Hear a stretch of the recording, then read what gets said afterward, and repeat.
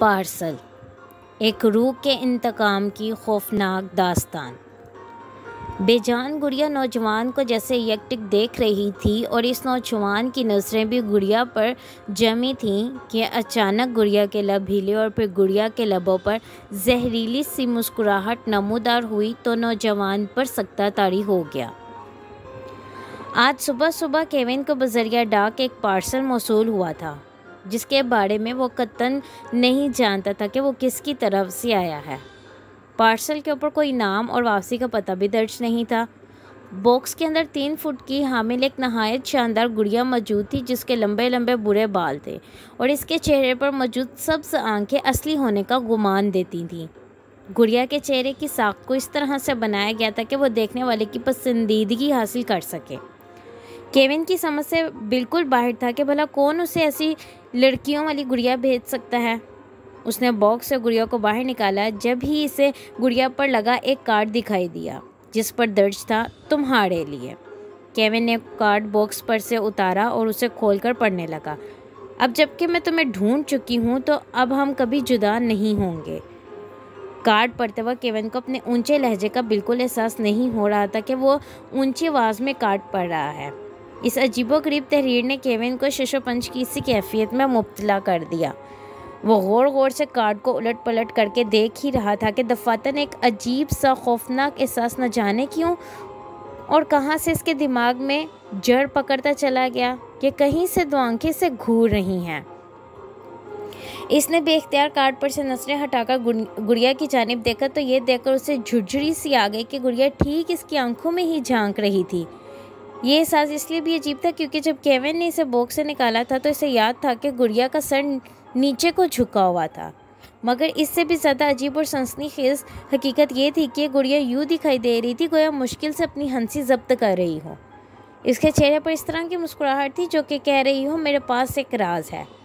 Kevin ने इस एहसास को अपने सर से झटका और वो कार्ड टेबल पर रखने के बाद उस गुड़िया को उठाकर ड्राइंग रूम में ले आया और एक कोने में उसने उसे खड़ा कर दिया।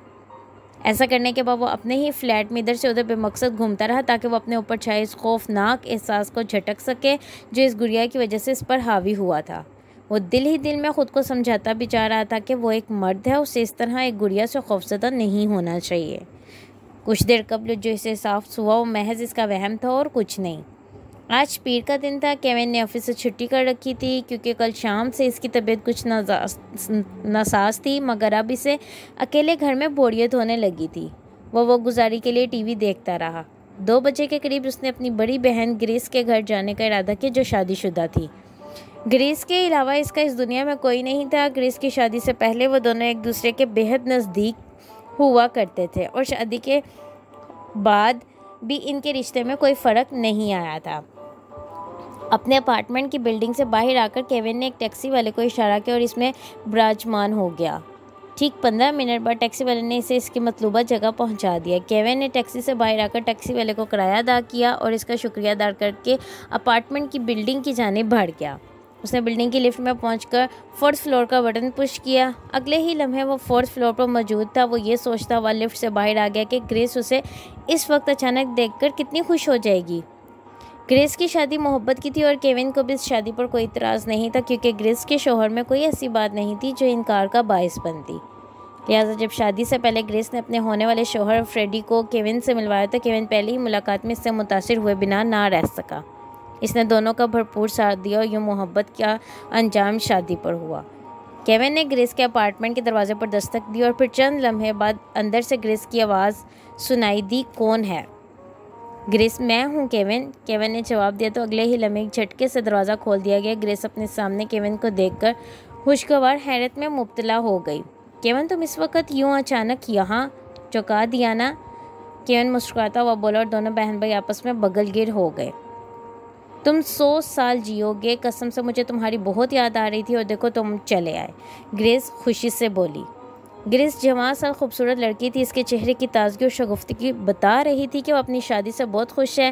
केविन ने हंसते हुए घर का दरवाज़ा बंद किया और सोफे पर आकर विराजमान हो गया। ग्रेस भी इसके साथ ही बैठ गई। केविन, तुम्हारी तबीयत तो ठीक है ना? तुम आज ऑफिस नहीं गए? ग्रेस ने केविन की पेशानी पर हाथ रखते हुए पूछा। एक बड़ी बहन होने के नाते इसे हमेशा अपने छोटे भाई की फ़िक्र रहती थी। कल शाम से हल्का बुखार था, आज सुबह उठा तब भी तबीयत कुछ बोझल थी, इसलिए छुट्टी कर ली, मगर अब काफ़ी बेहतर हूँ, केविन ने जवाब दिया। एक तो तुम भी ना अपना ख्याल बिल्कुल नहीं रखते। खैर, तुम बिल्कुल ठीक वक्त पर आए हो। अब हम इकट्ठे लंच करेंगे। यकीनन तुमने नाश्ता नहीं किया होगा, मैं खाना लगाती हूँ, ग्रेस कहती हुई सोफे से उठी और किचन की जानिब बढ़ गई। ग्रेस घर में अकेली ही थी। फ्रेडी काम पर गया हुआ था। कुछ ही देर में ग्रेस ने टेबल पर खाना लगाया और दोनों बहन भाई खाना खाने बैठ गए। खाने के दौरान ग्रेस ने केविन से पूछा, कैसी जा रही है ज़िंदगी? वैसी ही जैसे पहले थी, केविन ने चावल खाते हुए जवाब दिया। केविन, तुम फिर से शादी क्यों नहीं कर लेते? आखिर कब तक बाहर होटलों का खाना खाते रहोगे? अपने आप को मुअत्तर इल्ज़ाम ठहराना छोड़ दो और एक नई ज़िंदगी शुरू करो। शादी करके तुम्हें काफ़ी आराम मिल जाएगा, आने वाली तुम्हारे सब कम कर दिया करेगी, ग्रेस ने समझाते हुए फ़िक्रमंद लहजे में कहा। तुम जानती हो ग्रेस कि मैं दोबारा शादी नहीं करना चाहता। मैं चाहकर भी इस मुश्किल वक्त को भुला नहीं पाता जो मुझ पर गुजरा, केविन ने उस उदास लहजे में कहा। बस बहुत हो गया केविन, तुम्हें ये सब भूलना होगा। तुम्हारी बीवी के साथ जो कुछ हुआ इसमें तुम्हारा कोई कसूर नहीं था। मैं तुम्हें अब इस हालत में और नहीं देख सकती। बड़ी बहन हूँ तुम्हारी ग्रेस। संजीदगी और फिक्रमंदी से सोचो इस बारे में। केविन ने ग्रेस की बात का कोई जवाब नहीं दिया। वो खामोशी से खाना खाता रहा। ग्रेस जानती थी कि वो इस बारे में बात नहीं करना चाहता, लिहाजा ग्रेस ने भी इस मामले पर मज़ीद बात करना मुनासिब ना समझी और ख़ुद भी खामोशी से खाना खाने लगी। वो जानती थी कि अगर उसने इस मामले पर केविन से मज़ीद बहस की तो वो खाना छोड़कर चला जाएगा, और वो ऐसा हरगिज़ नहीं चाहती थी कि इसका प्यारा भाई यूँ नाराज़ होकर यहाँ से चला जाए, जिसने ख़राब तबीयत होने के बावजूद इतने प्यार से मिलने आया था। केविन ने भी एला से मोहब्बत की शादी की थी। केविन जहाँ काम करता था, एला भी वहीं जॉब करती थी। दोनों में दोस्ती हो गई। वो जल्द मोहब्बत का रूप धार गई। एला को अपनी माँ के अलावा कोई नहीं था। इसने केविन को अपनी माँ से और केविन ने एला को अपनी बहन ग्रेस से मिलवाया। दोनों ही ख़वातीन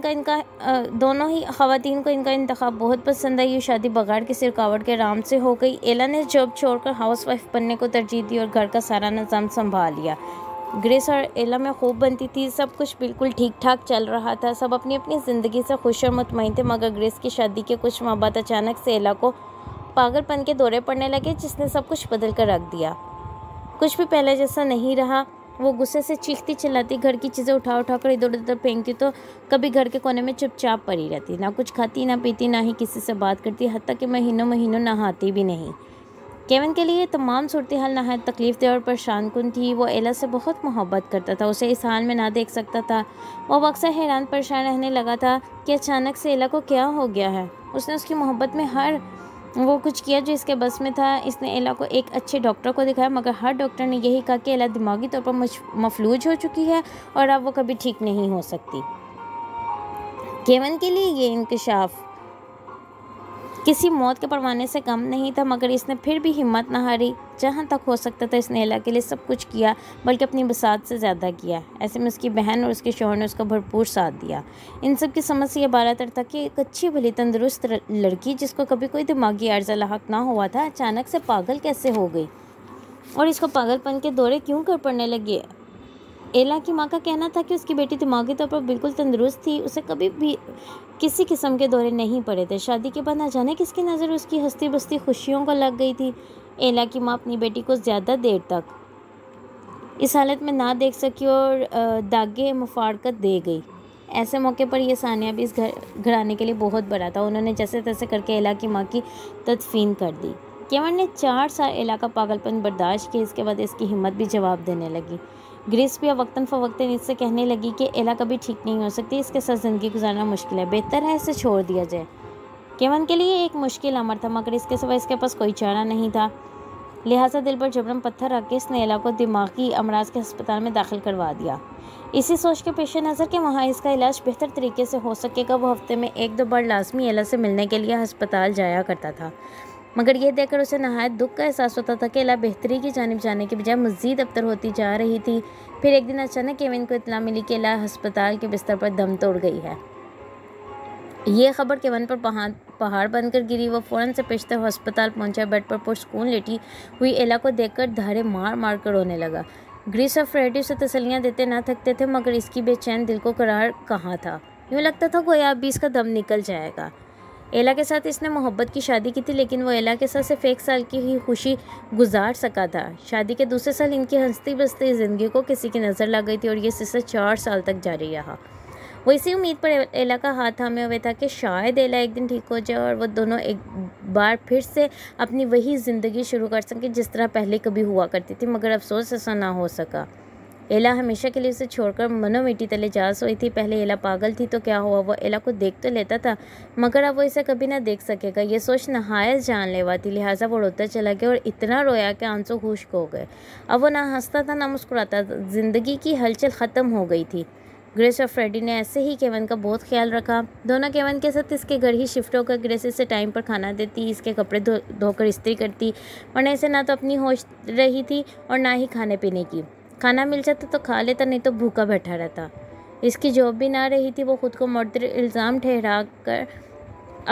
ठहराता कि अगर वो एला को अस्पताल में दाखिल ना कराता तो आज उसकी एला उसके पास ज़िंदा होती।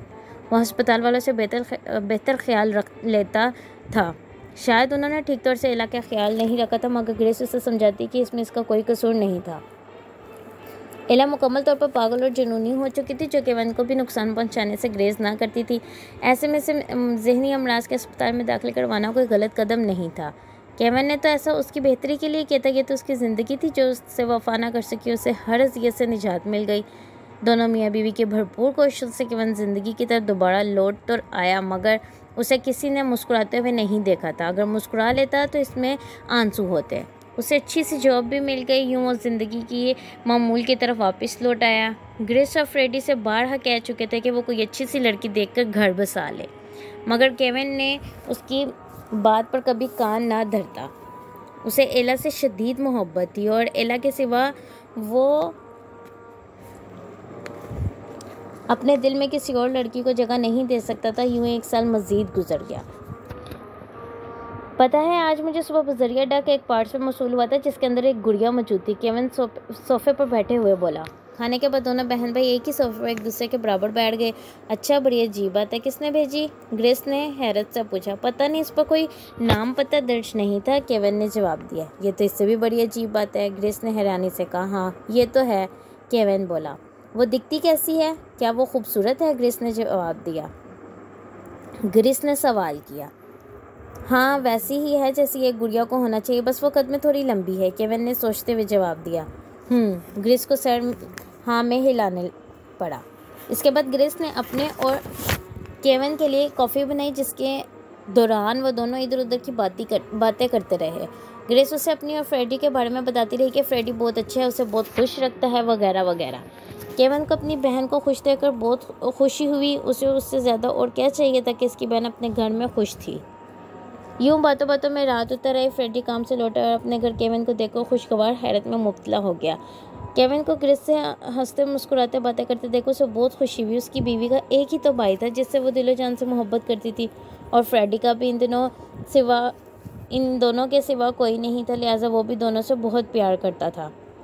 ग्रेस और फ्रेडी की शादी को 2 साल हो गए थे, मगर अब तक वो बेऔलाद थे। वो दोनों एक दूसरे के साथ नहायत खुशगवार और आसूदा ज़िंदगी गुजार रहे थे, लिहाजा उन्होंने इस कमी को कभी महसूस नहीं किया था।